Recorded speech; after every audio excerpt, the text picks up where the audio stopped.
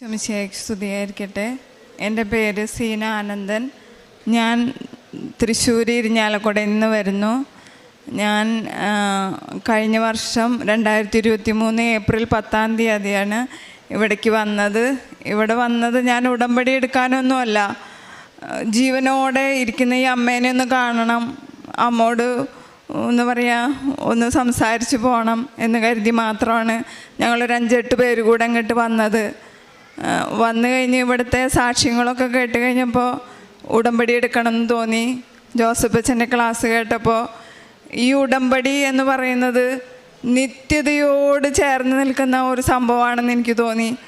ഹിന്ദുവായ ഞാൻ 20 വർഷത്തിലേറെയായി ഈശോയുടെ സ്നേഹത്തിലേക്ക് വന്നിട്ട്.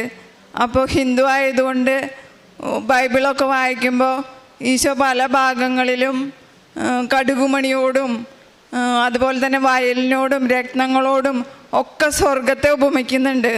അപ്പോൾ അതൊക്കെ കേൾക്കുമ്പോൾ സംശയമാണ്, ഞാൻ പോവോ, എൻ്റെ പ്രിയപ്പെട്ടവർക്ക് സ്വർഗം കാണാൻ പറ്റുമോ എന്നുള്ളതൊക്കെ. അപ്പോൾ ഇവിടെ ഈ ഉടമ്പടി കേട്ടപ്പോൾ പരിശുദ്ധ അമ്മയോട് ഞാൻ പറഞ്ഞു, അമ്മേ, ഞാനും എനിക്ക് പ്രിയപ്പെട്ടതായ കുറച്ച് പേരുണ്ട് ഹിന്ദുക്കളായിട്ട്, അമ്മേനെ ഈശോനെ കട്ടയ്ക്ക് വിശ്വസിച്ച് ജീവിക്കുന്നവർ, സഹനത്തിൻ്റെ തീച്ചൂളയിൽ കിടന്നിട്ടും ഈശോയെ പഴിക്കാതെയും പഴി പറയാതെയും ജീവിക്കുന്ന ഒരു പറ്റം കൂട്ടുകാരെനിക്കുണ്ട്. കൂട്ടുകാരും സ്വന്തക്കാരും ഒക്കെ ഉണ്ട്. അവർക്കൊക്കെ വേണ്ടി ഞാനിവിടെ ഉടമ്പടി എടുക്കാൻ വന്നിരിക്കുക. എൻ്റെ നിയോഗങ്ങൾ എനിക്ക് ഒരെണ്ണെങ്കിലും സാധിച്ചു തന്നാൽ മതി. പിന്നെ ഉടമ്പടി എടുത്ത് പ്രാർത്ഥിക്കാനോ അല്ലെങ്കിൽ നിയോഗം വെച്ച് കാര്യങ്ങൾ സാധിക്കാനോ അങ്ങനത്തെ ആഗ്രഹമൊന്നും എനിക്കില്ല. അതുകൊണ്ട് ഞാൻ ഒരിക്കലും നടക്കാത്ത ഒരാഗ്രഹം ഞാൻ മാതാവിനോട് പറഞ്ഞു. കാരണം ഞാൻ 5 വർഷത്തിലധികമായിട്ട് ആഗ്രഹിക്കുന്ന അത്രയും വലിയൊരാഗ്രഹം, നിയോഗത്തിൽ വയ്ക്കാത്ത അനുഗ്രഹങ്ങളാണ് മാതാവ് എനിക്ക് ഏറ്റവും മുന്നിൽ ചെയ്തു തന്നത്. ഞാനിവിടെ നിൽക്കുമ്പോൾ ഞാനൊരു ഉടമ്പടിക്ക് മാത്രമായിട്ട് വന്നതല്ല എന്നും എൻ്റെ ജീവിതത്തിൽ ഈശോയെ മാതാവും ഒരിക്കലും വൈദ്യശാസ്ത്രത്തിന് പോലും സംഭവിക്കാൻ പറ്റാത്ത ഒരു കാര്യം എനിക്ക് നടത്തി തന്നിട്ടാണ് ഞാൻ ഈശോയുടെ സ്നേഹത്തിൽ ഇപ്പോഴും നിലനിൽക്കുന്നത്. അങ്ങനെ 15 കൊല്ലം മുൻപ് എനിക്ക് തലച്ചോറിൽ TB വന്ന് എൻ്റെ 96% തലച്ചോറും ഫംഗസ് വന്ന് പോയതാണ്. എൻ്റെ ഈ ഒരു വശം തളർന്നതാണ്. ഞാനെല്ലാം 2ആയിട്ടാണ് കണ്ടിരുന്നത്. എനിക്ക് കേൾക്കാൻ പറ്റിയിരുന്നില്ല. ഞാൻ കൊഞ്ഞച്ചാണ് സംസാരിച്ചിരുന്നത്. വെറും 3 ദിവസത്തെ ആയുസ് പറഞ്ഞിട്ട് ഡോക്ടർമാരെന്നെ വെറുതെ മെഡിക്കൽ കോളേജിൽ കിടത്തിയിരിക്കുന്നു. 3 ദിവസം കഴിഞ്ഞിട്ട് മരിക്കുന്നില്ല, ഒരാഴ്ച കഴിഞ്ഞിട്ട് മരിക്കുന്നില്ല, 2 ആഴ്ച കഴിഞ്ഞിട്ട് മരിക്കുന്നില്ല, 26 ദിവസം 28 ദിവസം കഴിഞ്ഞിട്ട് ഞാൻ മരിക്കുന്നില്ല. ഇതെന്തുകൊണ്ടാണ് ജീവിച്ചിരിക്കുന്നതെന്ന് അറിയില്ല, എന്തുകൊണ്ടാണ് മരിക്കാത്തതെന്നും ഡോക്ടർമാർക്ക് അറിയുന്നില്ല. പാവം എൻ്റെ ഒരമ്മ മാത്രമാണ് എനിക്ക് പ്രാർത്ഥിക്കാനുള്ളത്. എൻ്റെ അമ്മ മാത്രം അറിഞ്ഞിട്ടില്ല ഞാൻ 3 ദിവസം ജീവിച്ചിരിക്കുള്ളൂ എന്ന്. അങ്ങനെ എൻ്റെ അമ്മയുടെ പ്രാർത്ഥനയിലൂടെയും മറ്റനേകം പേരുടെ പ്രാർത്ഥനയിലൂടെയും ഇന്ന് 15 വർഷമായിട്ട് ഞാൻ ജീവിച്ചിരിക്കുന്നു. 3 ദിവസം മാത്രം ജീവിച്ചിരിക്കുള്ളൂ എന്ന് പറഞ്ഞാൽ വൈദ്യശാസ്ത്രത്തെ തോൽപ്പിച്ചുകൊണ്ട് കുറേശ്ശെ കാണാൻ തുടങ്ങി, കേൾക്കാൻ തുടങ്ങി. ഒരു വശം വലത്തുവശം ശരിയായി തുടങ്ങി. ഇപ്പോഴും അന്നത്തെ അനുഭവം ഇന്ന് നിങ്ങൾക്കും കാണിച്ചു തരാൻ വേണ്ടിയിട്ടായിരിക്കും ഈശോ എൻ്റെ 4 വിരലുകൾ മടക്കി വെച്ചിരിക്കുകയാണ്. ഒരൊറ്റ വിരലിൻ്റെ തള്ളവിരലിൻ്റെ ബാലൻസിലാണ് എൻ്റെ വലത്തുകാല് ചലിക്കുന്നതും ഞാൻ നടക്കുന്നതുമൊക്കെ. അതുപോലെ എൻ്റെ സാക്ഷ്യത്തിലേക്ക് വരാം. ആ വയ്യായ വന്നത് മൂലം എനിക്ക് യൂറിനറി ഇൻഫെക്ഷൻ, എൻ്റെ ശരീരം ഫുള്ളും പഴുത്തു, ഉള്ളും പുറം ഫുള്ളും പഴുത്ത് ചീഞ്ഞ ഒരു മാംസ കഷ്ണമായിരുന്നു ഞാൻ. ആര് കണ്ടാലും പേടിക്കുന്ന തരത്തിലുള്ള ഒരു മാംസ കഷ്ണം. അതിൽ നിന്നൊക്കെ മാതാവും ഈശോയെ ഒത്തിരി അനുഗ്രഹിച്ച് ഇത്രത്തോളാക്കി. എന്നാലും യൂറിനറി ഇൻഫെക്ഷൻ എനിക്ക് മാറിയിരുന്നില്ല. ഒരു വെറും യൂറിനറി ഇൻഫെക്ഷൻ എന്ന് പറഞ്ഞാൽ നമുക്ക് സങ്കല്പിക്കാൻ കഴിയാത്ത വേദനയിലൂടെയാണ് ഞാൻ കഴിഞ്ഞു പോയിരുന്നത്. കഴിഞ്ഞ 14 വർഷമായിട്ട് പഴുപ്പും ചെലവും വന്ന് സഹിക്കാൻ പറ്റാത്ത വേദന. ആ വേദന വരുമ്പോഴും ഞാൻ ഈശോയുടെ കുരിശു രൂപം നോക്കി പറയും, ഈശോയെ എൻ്റെ ഈ കൊച്ചു സഹനം എന്നേക്കാളധികം സഹിക്കുന്ന ആർക്കെങ്കിലും നീ അത് കൊടുക്കണം, അവരെ രക്ഷിക്കണമെന്ന്. അങ്ങനെ പറഞ്ഞാണ് ഞാൻ എന്നും പ്രാർത്ഥിക്കുക. ഇവിടെ വന്ന് ഞാൻ അത് മാതാവിനോട് പറഞ്ഞു പോലുമില്ല, നിയോഗത്തിൽ എഴുതിയ പോലുമില്ല. 1 വർഷം 4 മാസമായിട്ട് എനിക്ക് യൂറിനറി പ്രശ്നമില്ല. ആ ഒരു വലിയ വേദനയിൽ നിന്ന് മാതാവിനെ വിടുവിച്ചു.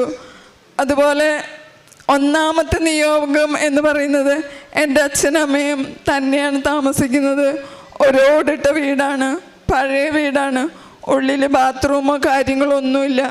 ഈ കൊറോണ വന്നേപ്പന്നെ എനിക്ക് ഈശോയോട് പറയാനുള്ളത്, എൻ്റെ അച്ഛനമ്മയ്ക്കും ഒരു ഹാളും ഒരടുക്കളയും ഉള്ളിലൊരു ബാത്റൂമും കൈ കഴുകാനായിട്ടൊരു സിങ്കും വാഷിംഗ് ബേസിനുള്ള ഒരു കൊച്ചു വീട് നൽകണേ ഈശോ എന്നായിരുന്നു.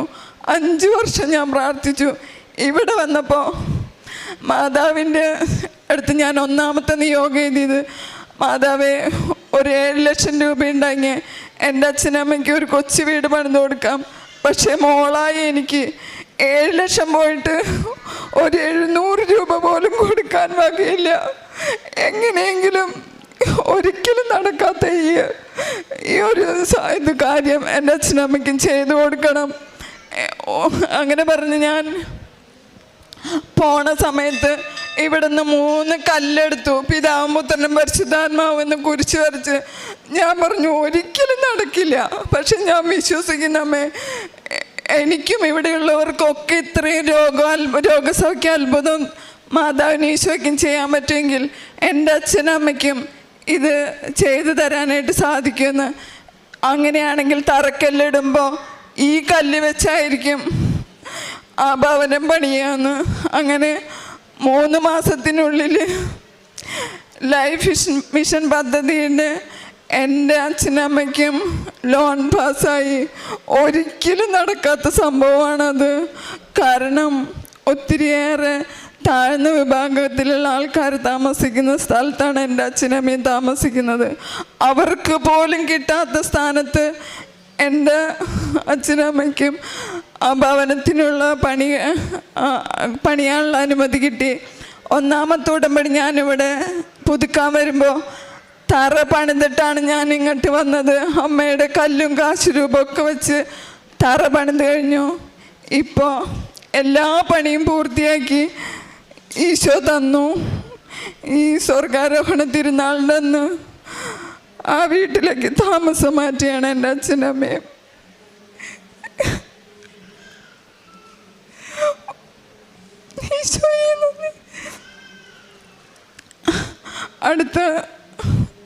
അടുത്ത സാക്ഷ്യം, എൻ്റെ വീട്ടിൽ 10 വർഷത്തിലധികമായി ഒരു 7 സെൻറ്റ് സ്ഥലമാണുള്ളത്. ആ 7 സെൻറ്റ് സ്ഥലത്തിൽ എവിടെ നോക്കിയാലും പാമ്പുകളായിരുന്നു. ഞാൻ എല്ലാ ആഴ്ചയും കോട്ടയം ജെറുസലേമിലൊക്കെ പ്രാർത്ഥിക്കാൻ പോവും. അവിടുത്തെ വെഞ്ചരിച്ച വസ്തുക്കളൊക്കെ ഉപയോഗിക്കുമായിരുന്നു. എന്നിട്ടും എന്താണെന്നറിയില്ല, പാമ്പുകളൊക്കെ കാണുമായിരുന്നു. മക്കളുടെ റൂമിലേക്ക് വരെ കടന്നു വന്നിട്ട് സംഭവങ്ങൾ ഉണ്ടായിട്ടുണ്ട്. പക്ഷെ അപകടമൊന്നും വരുത്താതെ ഈശോ നോക്കിയായിരുന്നു. പക്ഷെ ഈ ഉടമ്പടി എടുത്തതിൽ പിന്നെ എൻ്റെ താഴെയുള്ള മകളും ഞാനും കൂടെ മാതാവിൻ്റെ ഒരു കൊച്ചു രൂപം ഇവിടുന്ന് വാങ്ങിയിട്ടുണ്ട്. അതും ഈ ഉടമ്പടി പുസ്തകവും ഉപ്പും കൊണ്ട് ആ സ്ഥലത്തിൻ്റെ ചുറ്റും നടന്ന് സർവശക്തനായ പിതാവും പറഞ്ഞു ഉപ്പിട്ട് പ്രാർത്ഥിച്ചതിൽ പിന്നെ 1 വർഷത്തിലധികമായി ഒരു പാമ്പിനെ പോലും ഞങ്ങളുടെ വീട്ടിൽ കടന്നിട്ടുമില്ല, കണ്ടിട്ടുമില്ല. അത്രയും വലിയ അനുഗ്രഹം തന്ന മാതാവ് ഈശോ അനുഗ്രഹിച്ചു. അതുപോലെ ഞങ്ങളുടെ കിണറ്റിലെ വെള്ളത്തിൻ്റെ കളറ് പോലെ പ്രാണികൾ നമ്മൾക്ക് കണ്ണുകൊണ്ട് ചിലപ്പോൾ കാണാൻ സാധിക്കില്ല, അതുപോലത്തെ നിറച്ച് പ്രാണികളായിരുന്നു. അതും ഇതുപോലെ തന്നെ ഉപ്പും തൈലോട്ട് പ്രാർത്ഥിച്ചു. വെള്ളം പിന്നെ അങ്ങനത്തെ അണുക്കളുകളെ കണ്ടിട്ടില്ല, അങ്ങനെ അനുഗ്രഹിച്ചു. പിന്നെ എൻ്റെ മകൻ BVOC MLT മെഡിക്കൽ ലാബ് ടെക്നീഷ്യൻ്റെ കോഴ്സാണ് അവൻ എഴുതിയത്. അത് 1 വർഷമായിട്ട് അവൻ്റെ റിസൾട്ട് വന്നു, അവൻ്റെ സർട്ടിഫിക്കറ്റ് കിട്ടുന്നില്ല. അപ്പോൾ എല്ലാവരും ജോലിക്കും വേറെ പഠിക്കാനൊക്കെ പോയപ്പോഴും അവന് മാത്രം വീട്ടിലിരുന്ന് ആകെ ടെൻഷനായി. കഴിഞ്ഞ പ്രാവശ്യം പുതുക്കാൻ വന്നപ്പോൾ ഞാൻ മാതാവിൻ്റെ അടുത്ത് പറഞ്ഞു, മാതാവേ അടുത്ത പ്രാവശ്യം പുതുക്കാൻ വരുമ്പോഴത്തേനും മോൻ്റെ സർട്ടിഫിക്കറ്റ് ഒന്ന് വാങ്ങി തരണേന്ന്. 1 മാസം തികച്ചായില്ല, അവൻ്റെ സർട്ടിഫിക്കറ്റ് വന്നു. ചെറുതാണെങ്കിലും അവനൊരു ജോലിയും കൊടുത്ത് മാതാവ് അവനെ അനുഗ്രഹിച്ചു.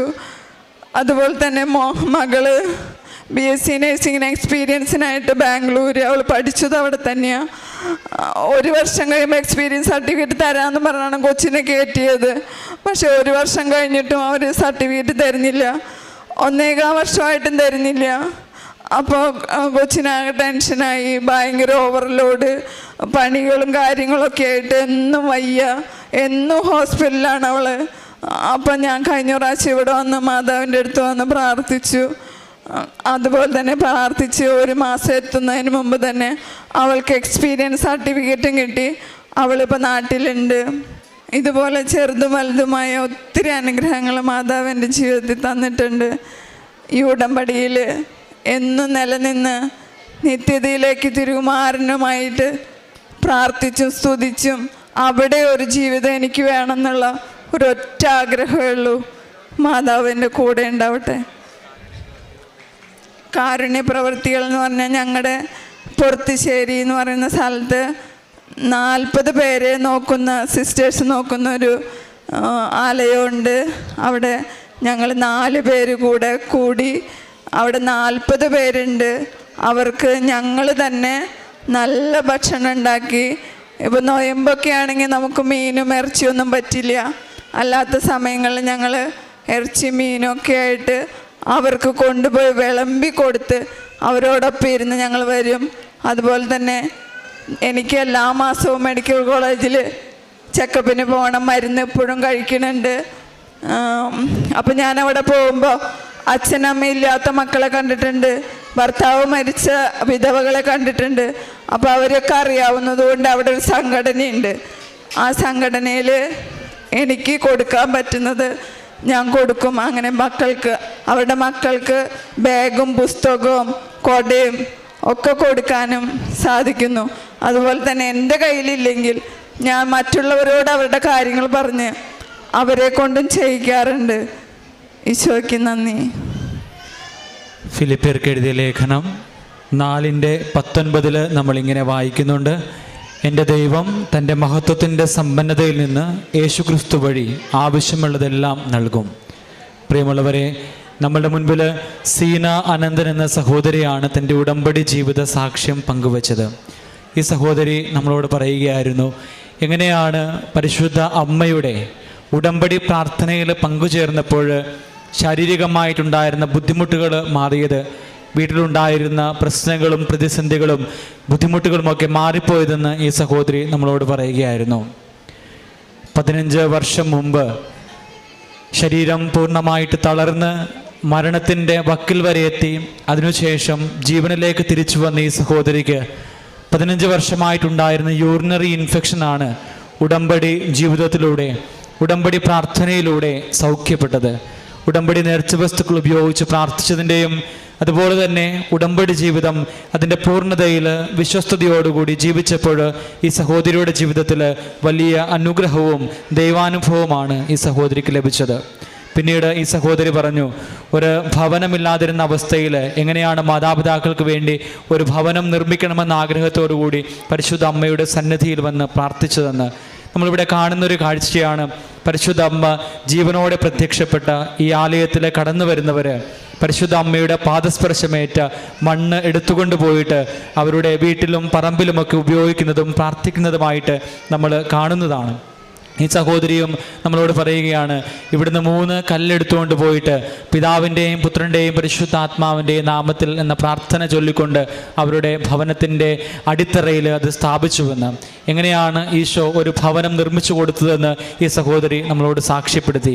അതുപോലെ തന്നെ ഭവനത്തിൽ പാമ്പിൻ്റെ ശല്യമുണ്ടായപ്പോഴും മറ്റുള്ള ബുദ്ധിമുട്ടുകളുണ്ടായപ്പോഴും കുഞ്ഞുങ്ങളുടെ പഠനത്തിൻ്റെതായിട്ടുള്ള അവസ്ഥകളിലും പരിശുദ്ധ അമ്മ എങ്ങനെയാണ് സാന്നിധ്യമായതെന്നും സഹായകരമായതെന്നും മധ്യസ്ഥം നൽകിയതെന്നും കൂടെ വസിച്ചതെന്നും ഈ സഹോദരി നമ്മളോട് പങ്കുവച്ചു. ഈ സഹോദരി അതിനേക്കാൾ ഉപരിയായിട്ട് പറഞ്ഞു, നിത്യതയോളം എന്നെ എത്തിക്കുന്ന പ്രാർത്ഥനയാണ് ഉടമ്പടി എന്നുള്ള ബോധ്യം എനിക്ക് ലഭിച്ചുവെന്ന്. നിത്യതയിൽ ഈശോയോടൊപ്പമായിരുന്നു കൊണ്ട് ഈശോയെ മഹത്വപ്പെടുത്തുവാനുള്ള വലിയ അനുഗ്രഹത്തിന് വേണ്ടിയിട്ട് ഇനിയും പ്രാർത്ഥിക്കുമെന്ന് ധൈര്യസമേതം ഈ സഹോദരി നമ്മളോട് സാക്ഷ്യപ്പെടുത്തി. ഈ സഹോദരിയോട് ചേർന്ന് നിന്നുകൊണ്ട് ഇരു കരങ്ങളും അടിച്ച് പരിശുദ്ധ അമ്മയ്ക്കും തിരുക്കുമാരനും നമുക്ക് നന്ദി പറഞ്ഞുകൊണ്ട് ദൈവനാമത്തെ മഹത്വപ്പെടുത്തും.